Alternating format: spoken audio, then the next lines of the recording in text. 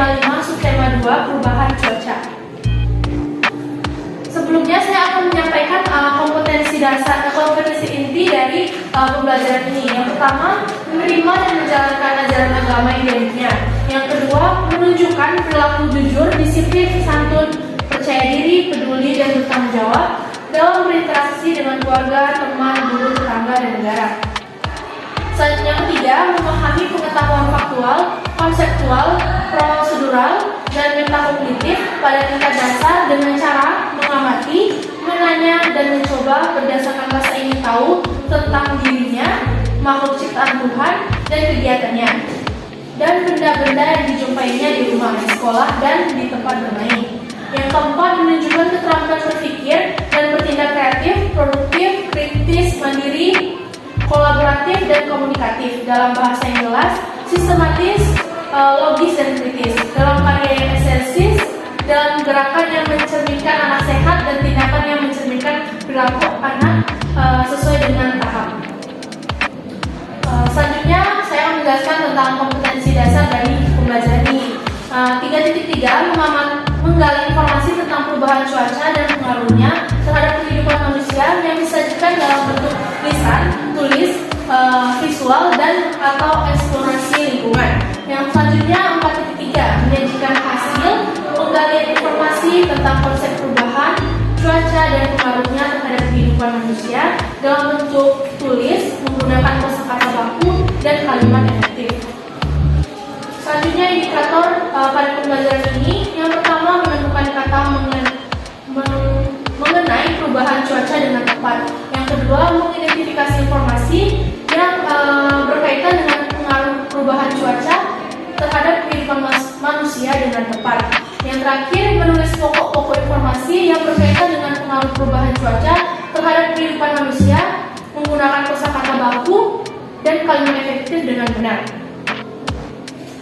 Langsung saja ke materi. Materi pertama, apa itu cuaca? Cuaca merupakan udara yang terdapat pada suatu wilayah dan terjadi dalam waktu yang singkat. Berbeda dengan musim yang bisa berlangsung hingga beberapa bulan. Cuaca hanya terjadi dalam hitungan jam atau kurang dari itu.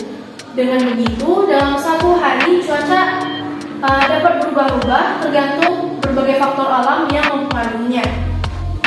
Cuaca merupakan keadaan atmosfer pada waktu tertentu, termasuk yang terdiri dari beberapa komponen pembentuk seperti suhu, curah hujan, tekanan udara, dan tutupan awan.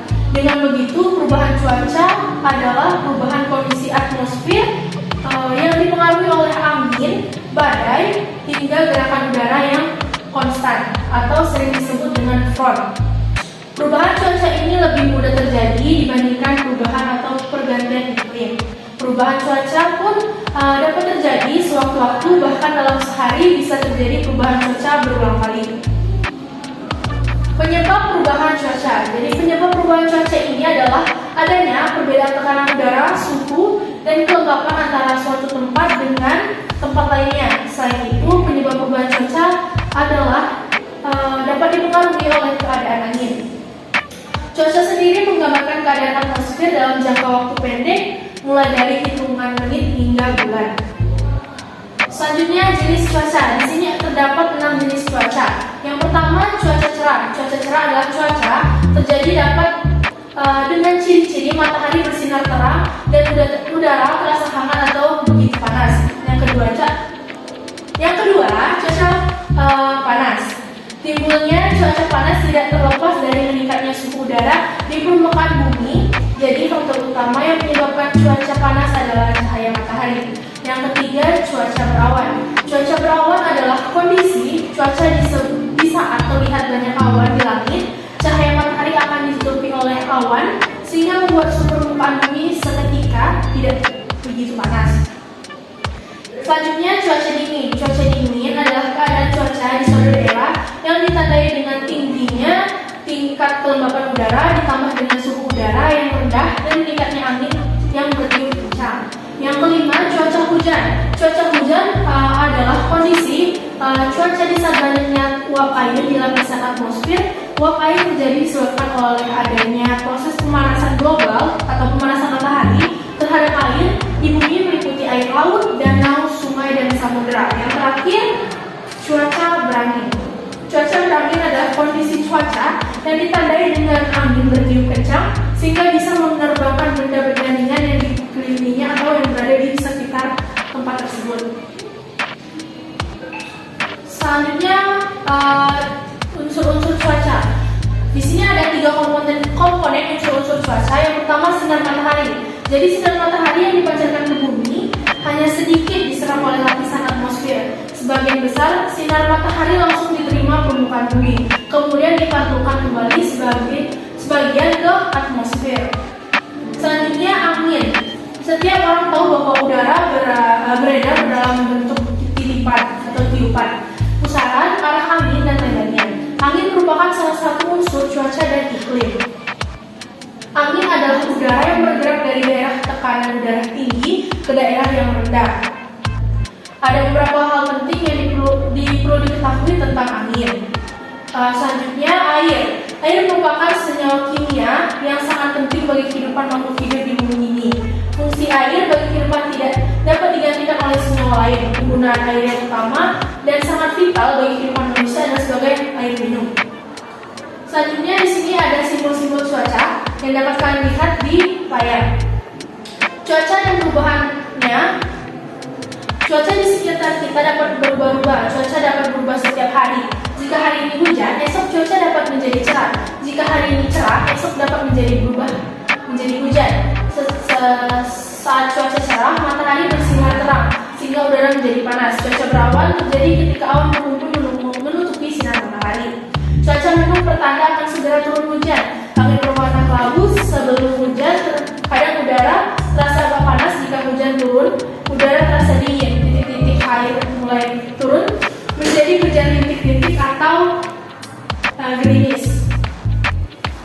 Dampak perubahan cuaca dalam kehidupan sehari-hari. Ada banyak fenomena cuaca yang sering dijumpai, di antaranya adalah angin, awan, hujan, salju, kabut, dan ribuan pasir. Perubahan cuaca yang lebih jarang dijumpai dalam kehidupan sehari-hari adalah bencana alam seperti puting beliung, hujan badai, dan sebagainya.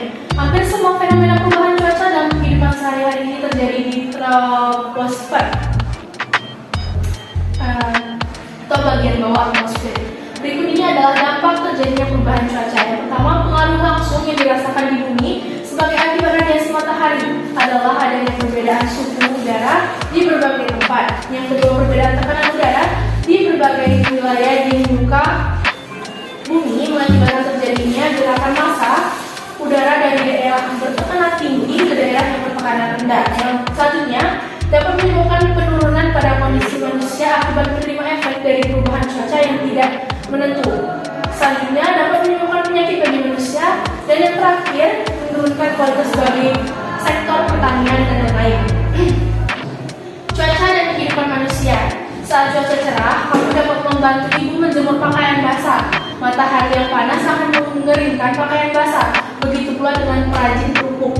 Serta cuaca cerah, mereka dapat berjemur kerupuk hingga kering. Kerupuk pun siap digoreng saat cuaca berawan. Kamu akan nyaman bermain di lapangan bersama teman-teman. Kamu dapat bermain layang-layang, sepeda, dan sepak bola. Saat cuaca mendung, kamu dapat mengajak temanmu bermain di teras rumah. Jika hujan, bantulah ibu mengangkat jemur. Hujan membuat petani senang karena sawah tidak mengering. Serta hujan deras terus-menerus, kita harus waspada. Jika sawah mulai tersumbat, banjir dapat melanda lingkungan rumah kita. Oleh karena itu, jagalah kebersihan lingkungan agar lingkungan kita menjadi baik. Upaya menanggulangi perubahan cuaca. Perubahan cuaca merupakan salah satu yang dapat menyebabkan adanya dampak positif negatif bagi keseharian. Berikut merupakan beberapa upaya penanggulangan dari adanya perubahan